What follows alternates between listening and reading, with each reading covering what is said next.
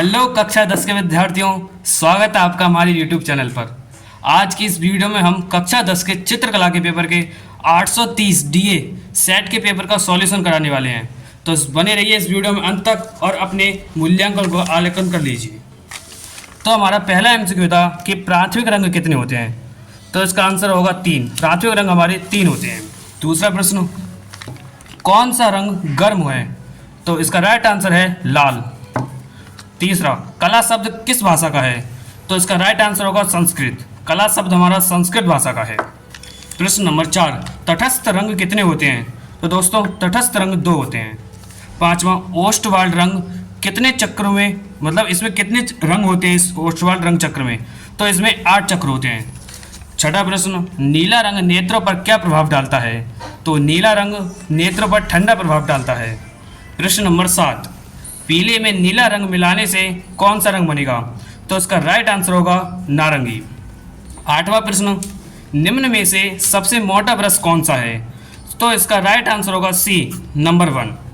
नवां प्रश्न, कि सफ़ेद में लाल रंग मिलाने से कौन सा रंग प्राप्त होता है, तो इसका राइट आंसर होगा गुलाबी। अब हमारा 10वां प्रश्न है हमारा बनावट की दृष्टि से आलेखन कितने प्रकार के होते हैं, तो बनावट की दृष्टि से आलेखन 2 प्रकार के होते हैं, एक सरल आलेखन और एक जटिल आलेखन। 11वां प्रश्न, सफ़ेद रंग का विरोधी कौन सा है, तो सफ़ेद रंग का विरोधी लाल रंग होता है। 12वां, कौन से रंग का माध्यम पारदर्शी होता है, तो इसका राइट आंसर होगा जल रंग। जल रंग का माध्यम पारदर्शी होता है।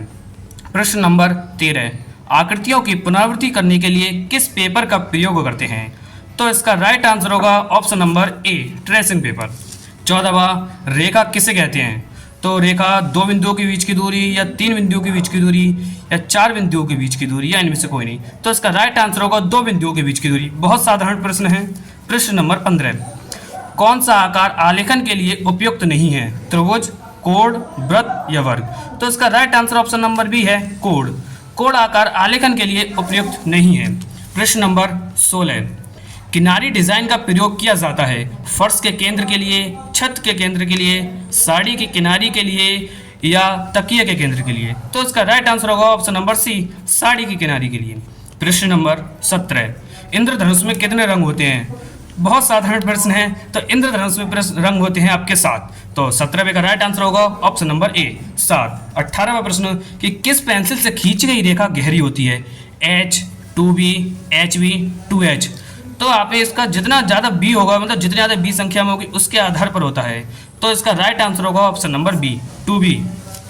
19वां प्रश्न, कि प्राथमिक या मूल रंग कौन से हैं, तो इसका राइट आंसर होगा काला सफ़ेद लाल, बी नारंगी नीला हरा, सी हरा नीला पीला और डी लाल नीला पीला, तो इसका राइट आंसर होगा ऑप्शन नंबर डी, लाल नीला और पीला।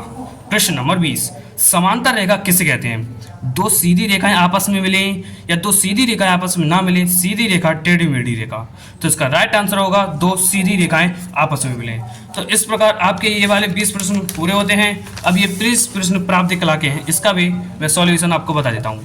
प्रश्न नंबर 1 है कि एक चतुर्भुज में कितनी भुजाएं होती हैं, बहुत साधारण प्रश्न है, इसमें तो साफ साफ खुद ही पता चल रहा है चतुर्भुज, तो इसका राइट आंसर होगा ऑप्शन नंबर ए, 4। ऑप्शन नंबर 2, मतलब प्रश्न नंबर 2, वृत्त का आकार कैसा होता है, इसका राइट आंसर होगा डी, आप सभी जानते ही होंगे। 1 डेसीमीटर में कितने सेंटीमीटर होते हैं, तो इसका राइट आंसर है ऑप्शन नंबर डी, 10 सेंटीमीटर। प्रश्न नंबर 4, समकोण कितने अंश का होता है, तो समकोण आपका 90 अंश का होता है। प्रश्न नंबर 5, एक घन में कितने फलक होते हैं, 6, 4, 5, 8, तो इसका राइट आंसर होगा 6। प्रश्न नंबर 6, मापनी में पहले मुख्य भाग पर लिखा होता है, तो मापनी में पहले मुख्य भाग पर 1 लिखा होता है, तो राइट आंसर होगा ऑप्शन नंबर सी, 1।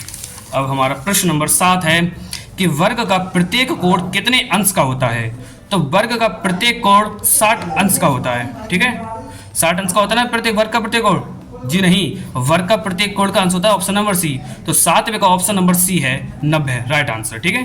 फिर 8वां है कि निम्न में से कौन सा आकार आयताकार है, तो बच्चों इसका राइट आंसर होगा ए, ये वाला 8वें का ए राइट आंसर है। 9वां है 1 मीटर में कितने सेंटीमीटर होते हैं, तो 1 मीटर में 100 सेंटीमीटर होते हैं। 10वां, संपूर्ण कोण की माप होती है 360, 90, 60, 45, तो इसका राइट आंसर होगा 360। प्रश्न नंबर 11 है कि एक घन के कितने किनारे होते हैं। तो एक घन के मतलब एक घन में 6 फलक होते हैं, तो 6 दूनी 12, एक घन के 12 किनारे होते हैं। प्रश्न नंबर 12, एक डेकामीटर में कितने डेसीमीटर होते हैं। 100, 1000, 200, 400। तो इसका राइट आंसर होगा ऑप्शन नंबर ए 100। प्रश्न नंबर 13, निम्न में से कौन सा आकार त्रिभुजाकार है। तो इसका राइट आंसर होगा ऑप्शन नंबर सी। अब हम अपना 14वां प्रश्न देखते हैं। तो 14वां प्रश्न है, दो बिंदुओं को मिलाने वाली रेखाएं कितनी रेखाएं खींची जा सकती हैं। तो इसका राइट आंसर होगा 1, ऑप्शन नंबर ए। 15वां प्रश्न, निम्न में से कौन सा आकार पंचभुजाकार है। तो इसका राइट आंसर होगा ऑप्शन नंबर ए 16। त्रिज्या r वाले वृत्त का व्यास होगा, तो इसका राइट आंसर होगा ऑप्शन नंबर ए 2r। 17वां, किसी त्रिभुज के अंतः कोणों का योग होता है। त्रिभुज के अंतः कोण का योग यानी 60 और 60 120, यानी 60 और 60 120, इसका राइट आंसर होगा 2 समकोण, ठीक है। और 18वां प्रश्न, 180 के कोण को क्या कहते हैं। अधिक कोण, संभव कोण, सरल कोण। तो इसका right answer option number C, सरल कोण। प्रश्न नंबर 19, किस नंबर की पेंसिल डार्क लाइन खींचती है। तो इसका राइट आंसर होगा ऑप्शन नंबर ए 2b। प्रश्न नंबर 20, एक चतुर्भुज में कितनी भुजाएं होती हैं। तो इसका राइट आंसर होगा ऑप्शन नंबर ए 4।